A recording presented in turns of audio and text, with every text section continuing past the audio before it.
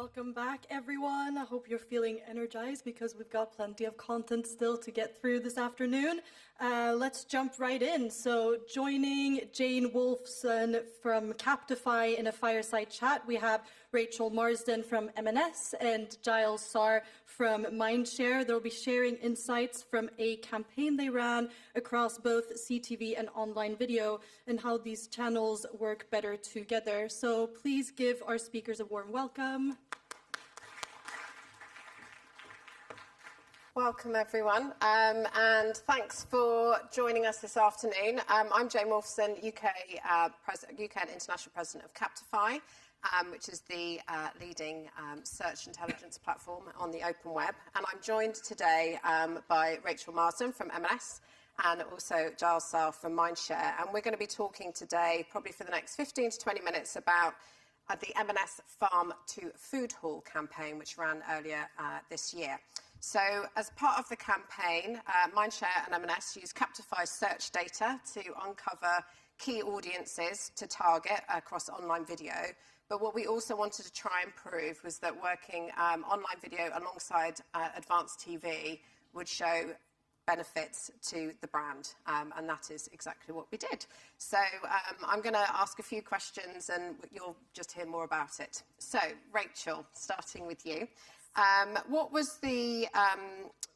you tell us a bit about the campaign in terms of background? Just give us a bit of context before so we can run on to everything else. Perfect. So the campaign we've now ran, I think this summer was our 5th version? Yes. Previously it was known as Fresh Market Update, which was a TV-only campaign, but it's since evolved into Farm to Foodhall and is now live across every marketing touchpoint. So it still is very much a TV-led campaign, but it's now supported across other above-the-line and through-the-line channels. It's got a really big presence across our owned and earned channels, and then also this year we went a lot bigger in store, so our point-of-sale comms as well were a lot more.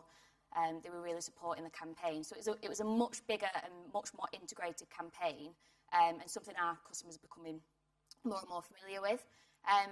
But in essence, what Farm to Foodhall does really well is it allows us to communicate to customers the lens that M&S Food go to create the best product and the best food. So it's fronted by Tom Kerridge. Hopefully some of you saw it. And these beautiful cinematic films that are captured and produced by our in-house team. And he's basically travelling Britain and just revealing some of the best product stories about products that you don't realise you pick up in the M&S Foodhall, and they've got these incredible stories. Yeah, I mean, I remember seeing it, it was very prevalent. And, can you expand a little bit on that, just in terms around campaign objectives, what you were looking at for that particular campaign? Yeah, so the campaign really is about building and bolstering our brand perceptions, brand trust, and then subsequently driving in-store sales.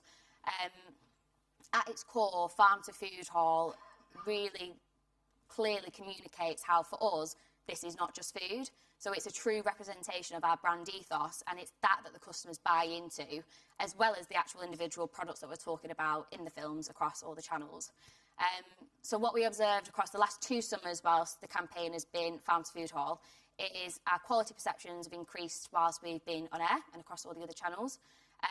But as well, we've also seen our value perceptions increase, and it's actually the way that the creative demonstrates the love and the care that goes into the M&S products and the food in the food hall then has a really positive impact on our value perceptions as well.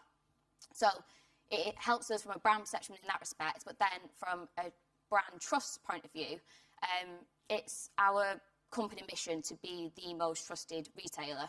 So this campaign does an incredible job at that, and we use our ESG tracking to identify whether customers trust M&S more once they have or haven't been exposed to the campaign. And what we see, those that have been exposed trust M&S more, and particularly in areas around animal welfare or responsible sourcing and sustainability. So the campaign's given us this really strong foundation and platform to talk to customers and connect with customers about these incredible product stories to then hopefully drive brand perceptions and trust. Okay, That's brilliant. And obviously it's clearly a really important kind of linchpin to all of the work that you do across the year. But as with some of these things, as you said, it was a few years, it's been reiterated all the time. Giles, from a Mindshare point of view, how do you kind of keep campaigns fresh, so to speak, and what are the objectives when there's, you're trying to improve and drive better value each year for concepts? How does that work? Yeah, it's a good question. And I suppose to build on what Rachel was saying is that obviously we've done this for a number of years, and every single time we've tried to bring an element of refreshing our approach. But the thing is, it's such a successful campaign from a revenue perspective, is that we need to make sure that we're not rewriting the wheel. We need to build on the amazing work we've done and keep improving it. So for us, it's all about kind of evolution, not revolution, to use a very cringy phrase. But basically, the way we wanted to step things forward in 2024 was really look beyond, I suppose, just the TV space. That's something we've done over the past few years. We brought in new channels, we brought in new partners, which allowed us to look beyond the TV space, whether that's leaning more into social, whether it's leaning more into digital out of home. Those things provided additional levers to the campaign to make it more successful. I think what we saw over the past couple of years is that, let's say M&S has provided some inspiration to some of our competitors, and actually what's happened is it's becoming increasingly harder to cut through against the audience we want to talk to, because things are looking increasingly the same. So for us, the challenge is kind of moving into the realm of how do we amplify TV and continue to do that really well, but actually how do we cut through against what is becoming a really cluttered marketplace when it comes to that kind of fresh produce content across those summer months. So the way we wanted to do that was really understand how we could start to lean into contextual audiences we knew would be able to, I suppose, see the message we're putting out there and actually engage with it and engage with the content that Tom Kerridge kind of puts together, because it is really, really, really good. And actually, the way we wanted to do that was partner with someone who had that kind of contextual search data behind it, which obviously led us to speaking to you guys. But that is in reality the way that we wanted to amplify that campaign. It would allow us to not only kind of amplify the TV and the online video and the assets that sit in the video realm, but actually cut through against the audience, because we're finding the right people at the right time at the right place.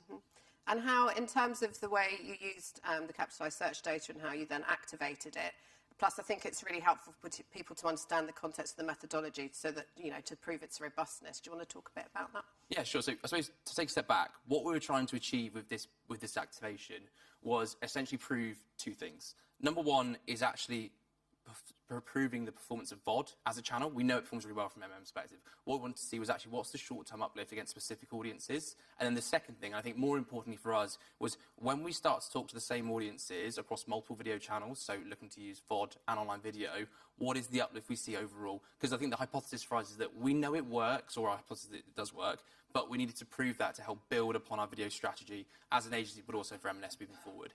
The way we do that, I suppose, from a pure setup methodology point of view, was we wanted to basically build a campaign which had three different audiences to look at. Number one was our control group, so people who hadn't seen, the advanced TV VOD asset or the online video asset. The second group, which had just seen the advanced TV, so just seen the VOD. And then the third group, which is going to be seeing the VOD and the online video.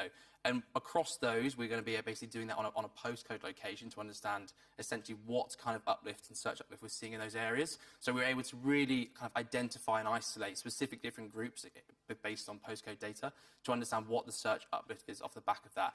And actually, when we looked at those groups, they had a fairly even amount of postcodes, and that allowed us to get some really nice statistic results. So that's, I suppose, the methodology in a kind of a broad concept of the process behind it. Okay, thank you.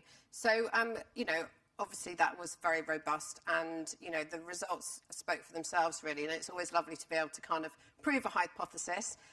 We saw a 22% increase in search in those areas, and also that was a 7 percentage points uplift, what you would have expected to see on advanced TV if it ran alone. So really, really clear results to show that the two work in tandem together. So when you have significant learnings like that, and you can move, how do you apply that then, and what's the future of online video and how you're going to be looking at it for Mindshare? Good question. I suppose in terms of what we set out to achieve was proving those hypothesis points. We went far beyond that, and actually the results spoke for themselves. They were really good.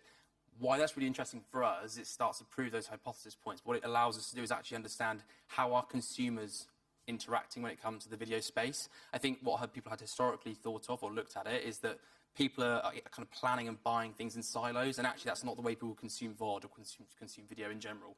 Is actually when we think about TV, VOD, online video, to lots of consumers, they're one thing, and that's simply watching a video asset. So actually what we need to do is look at a more holistic approach to our video planning and buying. So for us, it gives us the kind of the grounding and the proof point to say, we need to move this on actually and focus on how to deliver video content to our consumers across a number of different channels that are planned in a holistic basis. Now, what that means moving forward is that how do we use the right partners and channels and kind of strategy behind it that allows us to do that. So partnering, people like yourselves at Captify, but also picking some other partners that allow us to really deliver on that holistic video strategy, whether that's across, like I said, linear TV or VOD or online video. So moving forward, it informs a different way of thinking about it. It's not that silo channel approach, but it's thinking about how do we serve the right message at the right moment across multiple different video platforms. And actually, it's something that we've started to develop moving into next year is a much broader strategy, and actually this more holistic approach to planning forms the basis of, I think, a lot of things we're doing. But going back to your original question, the hypothesis allowed us to build upon, all the thinking we've done previously and actually prove some of those points. Yeah, that's good. So I think, part of the challenge for any kind of video online partner as ourselves is who to talk to with an agency. So I think that, that kind of thinking and that Mindshare putting in place in terms of, allowing access across all of TV and video, or however you want, AV, is a good approach to take for the future. And obviously, we had this hypothesis. Rachel, you very kindly partnered with us on this to prove it. Were you surprised by the results, though? Because we had our gut feel, but obviously we wanted to bring a partner on board. A little, yes, which just sounds a little bit negative. But I was a little bit surprised because conducting lift studies at M&S is notoriously quite difficult. When you think about brand awareness, we are so well known in the UK that our base is always so incredibly high. It's quite hard to influence and cause an uplift across awareness. But then when you think about search, particularly from a foods perspective, there's two blockers that normally block us from doing search lifts across with other partners, and that's one, our online journey is really quite limited. We're non-transactional online. If you wanted to buy M&S food online, you'd have to go to Ocado. But two, M&S is so much more than just the food side of the business. You've also got clothing, you've got home, bank, beauty. There's so many other business units. So to construct a clean test design where you can monitor the lift across specifically M&S food and M&S grocery, that alone surprised me. The fact that we then got statistical significance surprised me, and then the fact that the lift figures were double digits was just an added bonus. So, yeah, it was really strong. And we're quite fortunate at M&S that we've got a really quite sophisticated measurement suite. We measure the short-term and long-term impact of our advertising on business return through multiple econometric modelling schemes, and we also have a live reporting dashboard so we can see what's happening in the right here and now. But another important layer of our measurement suite is experimentation, and this is just a brilliant example of that, and the fact that doing these granular in-campaign tests where you can learn those nuances at a channel level, it just reaffirms everything that Giles was just saying about the approach that we're going in, thinking of it as more video holistically, it is the right decision for the business. Okay. So part of that experimentation, I'm sure, is what you're going to be focusing on moving forward. But similarly to Giles, has any of the learnings, are you thinking about things differently for M&S moving forward? How what in terms of the results that we've seen, what's next for M&S for this particular campaign? We're already well into planning. It's a blessing and a curse, this campaign, because it's so long that it's live all summer, and then as soon as it ends, you're planning for the next summer, so it's quite relentless. But it's our favourite, so luckily we don't mind. But yeah, we're planning already for FY25, and our creative director has a lovely saying that has now been adopted quite widely within the business of how do we step it on without stepping it off. So like Giles said, we've got this incredible foundation. The campaign works so hard for us as a business. What does next year look like? What stories do we want to tell our customers? How do we want to connect with our customers in this ever-evolving landscape? And how are we going to achieve cut-through when it's quite cluttered? So very exciting, right at the beginning of planning, but I'm sure that the results will help inform our decisions for next year. Perfect, thank you. So finally, we're going to end on a bit of a festive note. So what's your one piece of Christmas advice for the audience? And I'm going to start with Rachel, only because I have my own interests at heart here. I know that M&S Food do brilliantly at Christmas, and you've done really well with the latest Good Food tests I've seen. You've kind of won 7 out of the 21 top products for Christmas this year, so congratulations. But what's your top Christmas food from M&S tip? What's going to sell out? What do you have to run to get before it sells out? There's 2. Can I have 2?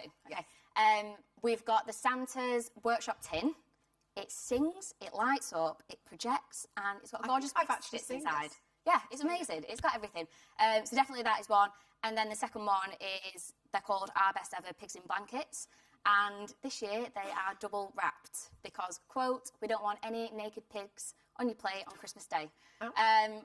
They've been around our office now for quite some months, so I think that we've had our fair share of them at M&S, but they've got to be on your Christmas plate. Okay. They're easy to get hold of. Everyone, you heard it here first. Yes, get galore what they sell out. Okay, and Giles, you could have an M&S food favourite. If you have one, you can share one. But what's your other top tip for Christmas? Good question. I was going to go with a really media focused answer and give some really, I suppose, niche advice when we think about how well M&S Foods performed at Christmas, but I won't bore you all with the detail there. So if I'm thinking of my favourite food at M&S, it has to be the new festive turkey sandwiches. They are, I suppose, my go-to when it comes to meal deal sandwiches, which I can't live without. And then I'm also going to throw one in there for the clothing home space as well, which I'm sure you'll be much happy with. But if you guys want a very festive, nice dinner jacket, I would very much recommend going to M&S for a delightful green velvet one. I picked myself up one for the festive season, so those would be my recommendations for Christmas. Fancy. So we'll be looking at what you've been searching for as well to make sure we... Good, yeah, exactly. Send me the right ads. Excellent. So that's it from us today. I hope you found that useful and learnt some fabulous stats around online TV and advanced TV and how they work well together. And thank you very much to M&S and Mindshare for joining us today. Thank you.